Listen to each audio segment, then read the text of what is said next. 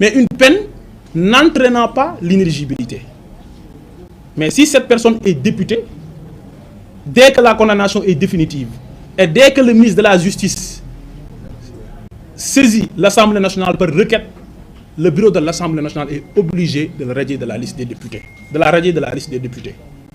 Donc, il ne faut pas penser que toute déchéance de mandat de député fait appliquer les dispositions relatives à l'inéligibilité prévues par le code électoral. Deuxièmement, nous considérons que nous sommes dans un état de droit. Et un état de droit, c'est un état au sein duquel l'État, les institutions publiques, ainsi que tous les citoyens sont soumis à la règle de droit. Et c'est le droit qui règne. Nous ne sommes pas à l'état de nature. Nous sommes dans une société civilisée. Et ce qui lie les acteurs, ce qui lie les personnes physiques et morales dans leurs interactions, c'est le droit. Et donc le président de la République, le Premier ministre, l'Assemblée nationale, toutes les institutions de la République sont obligées de respecter le droit, quelle que soit leur origine politique. Et donc, ceux qui voudraient nous faire la leçon, pour des raisons liées à notre image politique, à l'image de notre régime, ou à l'élégance politique, nous voudrions rappeler à toutes ces personnes que le président de la République a juré, et c'est la clé de voûte des institutions qui parle, d'observer comme de faire observer les dispositions de la Constitution et des lois. D'observer comme de faire observer scrupuleusement. Et je dis ici que l'adverbe scrupuleusement utilisé par le législateur n'est pas superfétatoire. L'adverbe renvoie à la rigueur dans l'application de la loi.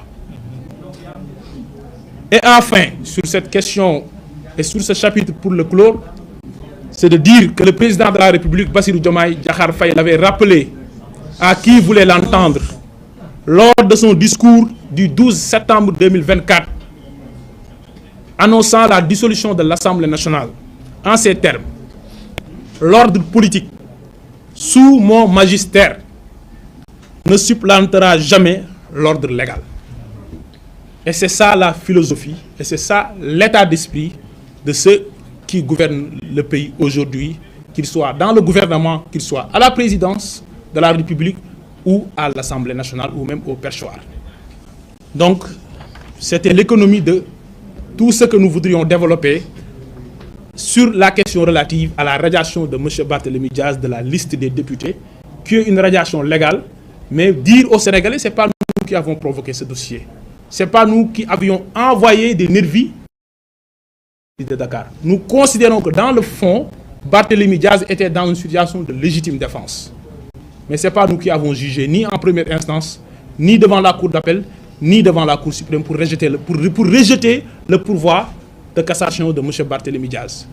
Et dès lors que la condamnation est devenue définitive, nous sommes dans un état de droit, nous sommes obligés d'en tirer toutes les conséquences légales.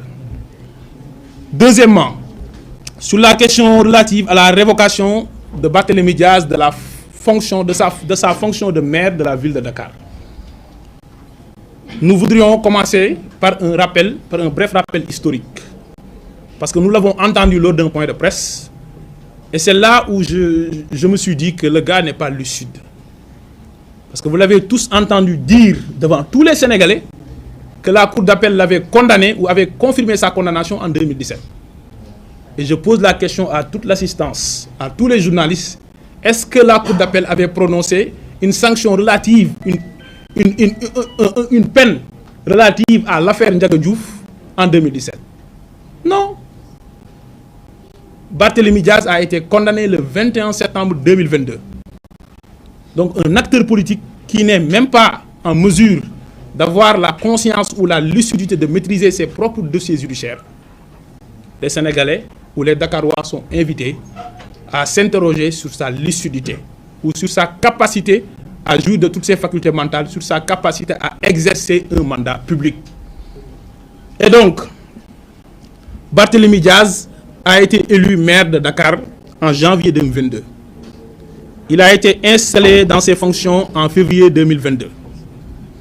Et il a écopé d'une condamnation pénale définitive devant la Cour suprême le 22 septembre 2023. Et quand je dis condamnation pénale définitive, là, contrairement à ses prétentions, je vous renvoie aux dispositions pertinentes de l'article 36 de la loi organique sur la Cour suprême. Puisque Barthélémy Diaz veut faire croire aux Sénégalais que la condamnation n'était définitive que devant la Cour d'appel. Et que devant la Cour suprême, la condamnation était déjà définitive. Je dis ceci. Les étudiants de droit, même les étudiants en première année de la faculté des sciences juridiques et politiques, savent pertinemment que la loi dispose qu'en matière pénale, le pourvoi et le délai, et ainsi que tous les délais relatifs au pourvoi en cassation sont suspensifs. Et je vous lis l'article 36 de la loi organique sur la Cour suprême qui dispose ce qui suit. Le délai de recours et le recours ne sont suspensifs que dans les cas suivants. En matière d'État, quand il y a faux incident. En matière de vente immobilière. En matière pénale, sauf d'une part en ce qui concerne les condamnations civiles et d'autre part l'existence de dispositions législatives contraires.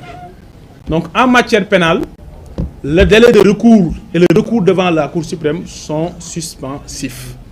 Donc la condamnation de Barthélémy Diaz, intervenue le 22 décembre 2023, a été définitive. Donc n'a pas été définitive en 2022, mais en 2023. Et dès lors, des conséquences juridiques vont s'appliquer. Et là, nous nous interrogeons sur deux éléments. Premièrement, la révocabilité. Je dis bien la révocabilité de Barthélémy Diaz en tant que maire de Dakar. Et là, il saute sur les dispositions du Code général des collectivités territoriales de 2013 en disant que l'article 135 parle de révocation lorsque le maire ou le conseil municipal est condamné pour crime. Il n'a pas été condamné pour crime. C'est vrai. 140, sans être limitatif, cite d'autres délits. Là, nous nous intéressons.